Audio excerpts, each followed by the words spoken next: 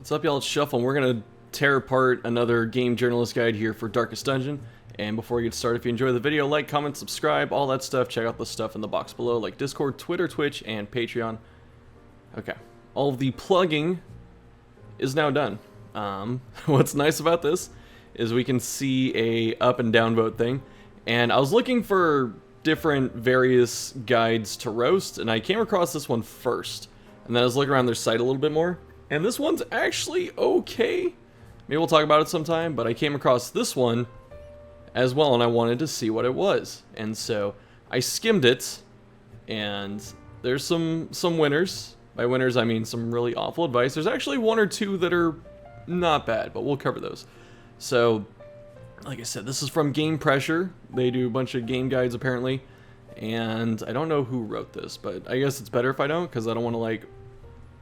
You know, I'm here to criticize the work, not the person. Alright. There are over 100 various trinkets in the game, divided into classes that are able to wear them. Some of them are universal for all classes, and by their rarity. Each character can wear 2 trinkets at once, but you can't equip 2 identical ones at the same time. There are, and they list out every single one, so this is a good intro in a way that it gives the reader the idea that at least the author did some kind of research. Usually when we get game journalist guides and stuff, it's very clear they picked up the game for like 30 minutes and then put it down.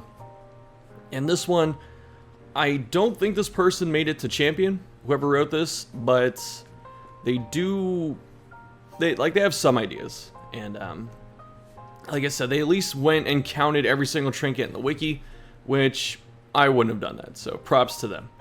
There are hundreds of combinations for trinkets on each class, but below you'll find a table representing the most common / useful ones. I don't know why they're saying most common, like by whose standards, you know? So Abomination, Ancestor's Pen and Feather Crystal increases speed, dodge, critical chance, and damage. That set, not the worst. This is like dedicated transforming A-bomb. But this second one, Berserk Charm and Restraining Padlock. Berserk Charm is a trinket that gives you something like 3 speed, 15% damage or something like that. Bonus stress, I believe, and then -5 accuracy. Berserk Charm is not that good. Maybe Arbalest can rock it, but you know, by most character standards, it's not good. Because losing accuracy is the biggest DPS loss, or DPT, I guess, damage per turn, in the game. And Berserk Charm is clearly going to be a favorite that this person subscribes to. And Restraining Padlock is just bad. It's bad. So this is the one that reduces stress when Abomination transforms, and it's just not worth it.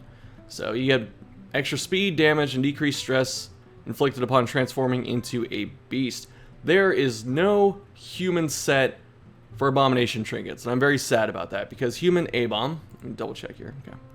Making sure I'm not like in the shadows, because that's what's been happening. Like when I stream and stuff, my lighting's just been worse. So I'm working on it. We'll get there. Yeah, no human Abomination transformation or setup. Very sad. Arbalest, the Musket Ball and Wrathful Bandana. This locks out Healing Arb. This is dedicated damage Arb. Dismas Head, probably arguably better than maybe Wrathful Bandana. Actually, I would say it's better than Wrathful Bandana, because this person wants damage, not suppressing fire. So you get increased damage and critical chance on range attacks. I mean, the idea is there. Arb does like crit because her ability to ramp her mark damage is nice with crit, but this together, again, you need some kind of accuracy, because Arb needs to hit those back targets. Her accuracy baseline's okay, but it would be nice if she had a bit more, and like I said, you lock her out of healing, and this person doesn't mention suppressing fire. And then, the second set is actually better. So you get Bullseye Bandana and then Wrathful Bandana. This gives you some extra accuracy. That's better. Between these, I would probably rock this one, but again, there's no support Arb setup. There's no Medic Screeves, there's no Childhood Treasure, nothing like that. Very sad. Bounty Hunter, Ancestor's Pen, Hunter's Talon. This is Hyper Carry Bounty Hunter, so this one, pretty solid loadout. And then we have Hunter's Talon and Wounding Helmet. This is awful. Wounding Helmet is one of the worst trinkets in the game, because even though you get 25% bonus melee damage, which is okay, you lock Bounty Hunter out of any control element that he has. So you can't use stuns, you can't use come hither, you can't use flashbang, because they're just so weak once you put Wounding Helmet on that it's not worth it. So you have two loadouts doing the exact same thing. It's just hyper damage. Like, there's no diversity in playstyle for these characters. So this person likes Transform A-Bomb, they like Damage Arb, they like Damage Bounty Hunter. And then we get to Crusader. Berserk Charm again. So you're seeing a pattern, right? That they like Berserk Charm. Berserk Charm is garbage. Wherever you see Berserk Charm, it should probably be like Focus Ring. Or Warrior's Cap Surgical Gloves, also really good. But every single one of these is Berserk Charm. And Berserk Charm sucks. Legendary Bracer's okay, but, you know, there are better options. Increase speed and damage. Legendary Bracer lowers your speed. Berserk Charm raises it, but you lower it afterwards, so... I mean, this is just all damage. Like, who are you killing with this if you can't hit them? Tough Ring and Berserk Charm, I don't understand. Like, if you're going full damage, Crusader's one of the strongest defensive units in the game, so why bolster his defense when you can just give more damage? Or support stuff. Again, no support builds. Like, this person probably took Jester and Vestal every time for every team that didn't have Arbalest. And it's starting to show. It's kind of funny how you can, like, pick up on the person's patterns as you're reading through the list. But I'm starting to get the sense that, just looking at this is the base cast. So either this is a very old guide, because I can't find a date on it. So it's either a very old guide, or they just didn't buy the DLC. But Tough Ring, Berserk Charm, not good. You need accuracy. And I know accuracy is in the game, like, even back in vanilla, so there's no excuse not to be running it. So Grave Robber, called Gravedigger, come on, man. Please. Please. Raider's Talisman and Lucky Talisman. This is fine for a ranged damage Grave Robber. But no mention of lunge, right? So Raider's Talisman covers a lot of options, that's why it's good. Lucky Talisman, pretty much just bonus dodge and a little bit of accuracy. So this is solid. Overall, if you don't have like Crimson Cord or something like that. But again, you have range accuracy, so there's no lunge, and lunge is Grave Robber's best move. The second set is Feather Crystal and Raider's Talisman. This is okay. This is honestly okay. But it's kind of like, this person is focused on, and they said sped instead of speed. But you also get speed here, but they didn't mention it. But yeah, so was this old Raider's Talisman had speed too, I believe. But yeah, so not the greatest. Like, Grave Robber, she's almost fast enough. Raider's Talisman gives her enough speed. She doesn't need Feather Crystal, so you just dump more damage on her, and they're not doing that. Jester, Feather Crystal and Camo Cloak, bunch of speed and dodge. Actually okay. Then we get Feather Crystal and Ancestor Coat. This is like the same thing. I don't... Like, these accomplish the same things. You just change the negative penalty that you have from minus stun resist to plus stress. So arguably this one's better. But still, this one's easier to pull off.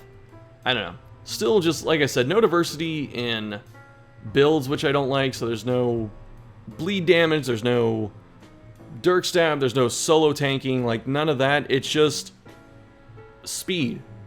And I guess that's okay. Hellion, Ancestor's Pen, and Berserk Charm. Again, no accuracy. Hellion needs to be hitting those backliners, and her base accuracy is not good enough for it to be consistent, so she needs accuracy. There's no hairpins.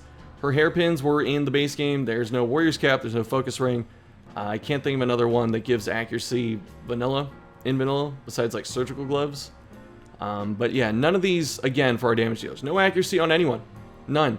And that's either because this person never made it to champion, or because they put Jester on every single team. I could see both of those. But we have Ancestor's Pen, Legendary Bracer, still not great. Like, I don't know why that, if they're gonna advocate for all this flat damage like Berserk Charm, why not use... God, I had it like in my head a second ago. There's another damage bonus thing. Like, I don't see any...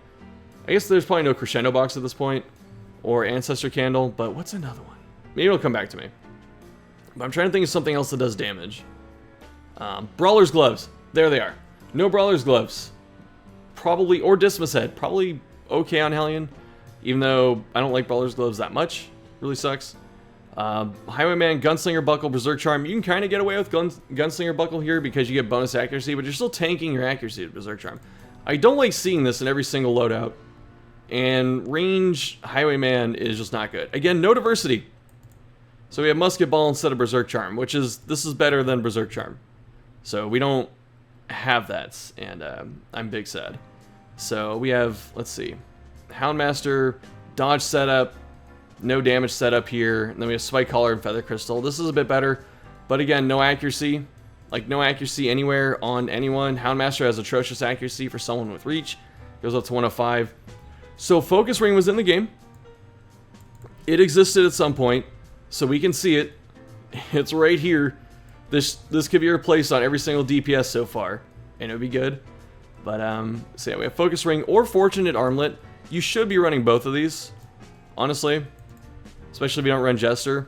And then Tough Ring. This is probably before Tough Ring had the damage penalty. But still, you don't need Tough Ring on Leper. You need like more damage, more accuracy, or maybe bleed resist. He doesn't need the other two or other resists that are out there as much as that one. Focus Ring, Legendary Bracer. Why make him slower? You know, but there's a lot of damage. So this is probably closer to something runnable than this. Let's see, Man-at-Arms, Camel Cloak, Feather Crystal. So we have bonus dodge and bonus speed. Not bad. Honestly, not bad. Then we have Guardian Shield and Feather Crystal. This is, you need a specific team for Guardian Shield because that's the rank 4 Man-at-Arms shield. And you need a specific, like, build in mind to run it. This is not something you can just bust out and run for, like, every single mission. It requires a lot more planning than other builds in the game, and so just to say, yeah, just run Guardian Shield, people are going to just be throwing this character into teams, and it's not going to feel cohesive, it's not going to work.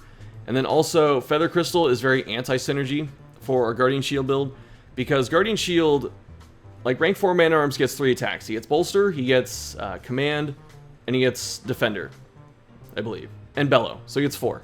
So you get those, and you're going to be spamming Guard a lot. And Feather Crystal lowers your stun resist, which makes Guard even worse. So why would you be running this in that situation? You should be running Guardian Shield and Camouflage Cloak, or Guardian Shield Ancestor Coat, Guardian Shield, Fortifying Garlic. Anything with resist is way better than Feather Crystal for that. And we come to Vestal. Vestal's pretty wild here. So we get Sacred Scroll, which I have a personal hatred for, and then Tome of Holy Healing, which is solid. Decrease stress damage, and increase the effectiveness of healing. But you also lower her stun chance, lower her damage, and lower her HP at the same time. And you just give her a ton of bonus healing. Vestal is such a consistent healer. She needs 1 healing trinket, maybe, not 2. There are very few times you put 2 healing trinkets on this character, and it is not for every single mission. I will tell you that. Then we have Tough Ring, making another appearance, and Haste Chalice. Haste Chalice is absolute garbage. Haste Chalice is like a cell tier trinket, and Tough Ring is not that good. So I don't know why these two are together. Tough Ring and Sacred Scroll, Tough Ring and Tome of Holy Healing, sure I can get down with those, but this, no, not even. This one, you know what? I didn't read this, but this is okay. This is okay. Let's see if they get it right. So Feather Crystal, really good on Occultist, just because he likes a bit of extra speed and dodge. Cleansing Crystal.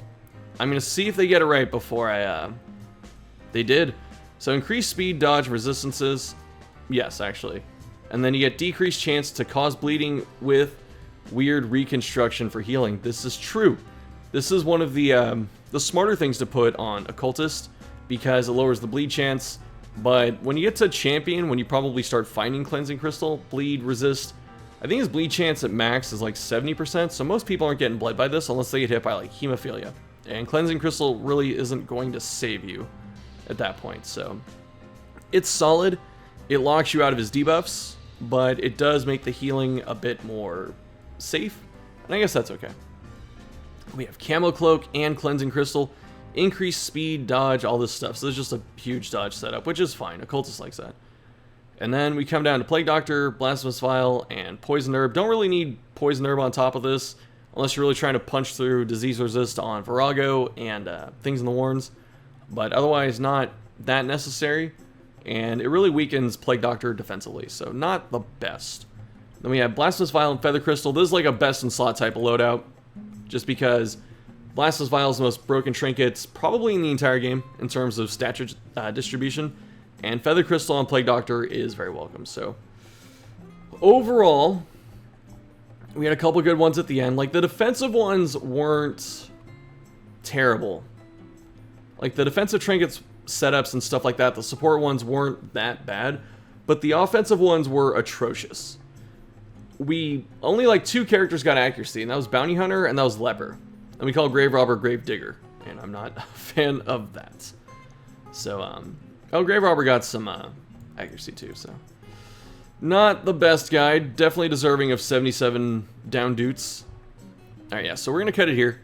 That's it for this one, and again, we're still being disappointed by game journalists out there. I might roast this guide afterwards. I'm not sure yet, but stay tuned. I was thinking about doing it in this video, but it'd be too long, so I'm not going to do it. But, yeah. So that's it for this one. If you enjoyed it, you know, all the usual stuff. Thanks for watching. And, oh yeah, Plague Doctor guide soon. I wanted to do it for today's video. I already have it recorded. It's not up. It's not done in editing. It's taking more time than I expected, but I'm hoping to have it up by tomorrow or Monday. So that's your update. Join Discord if you haven't, all that stuff. Thanks for watching, and I'll see you next time.